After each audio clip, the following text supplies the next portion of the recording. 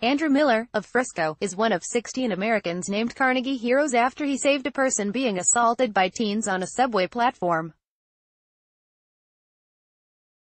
Carnegie Hero Fund Commission, based in Pittsburgh, announced the winners on Thursday.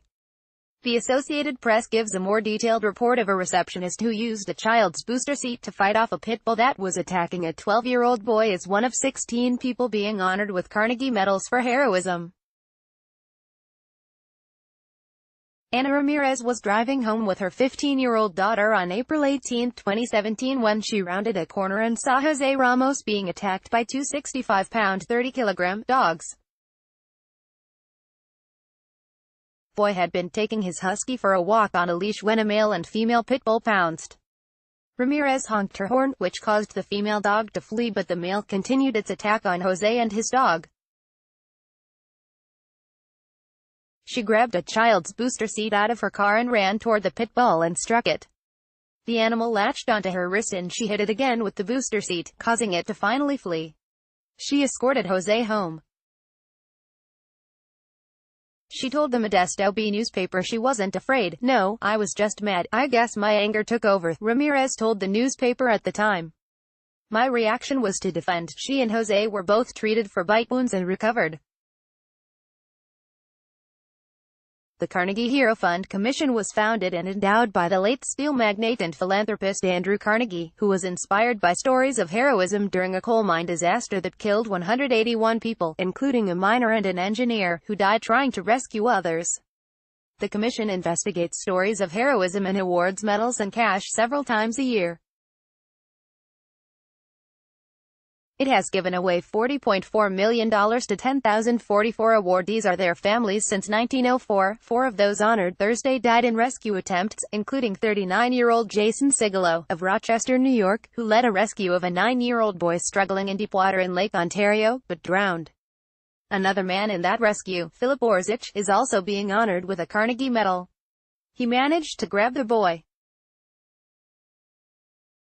Other winners announced Thursday include Andrew Miller, of Frisco, saved a 62-year-old man who was being assaulted by a group of teens on a Washington, D.C. subway platform on May 12, 2017. Liam Bernard of Chapel Island, Nova Scotia, saved Ralph Chrisman from a truck crash on a rural highway on September 16, 2016. He pulled Chrisman from the burning truck, removing the dashboard despite the flames. Blake Huff and Benjamin Hawkins, both of Kalkaska, Michigan, saved a paraplegic woman after a fire broke out in her home on Feb. 22, 2017. Delbert Blair, of Melbourne, Florida, died attempting to save Robert Shepard from drowning after he was carried away by a rip current while swimming in the Atlantic Ocean on October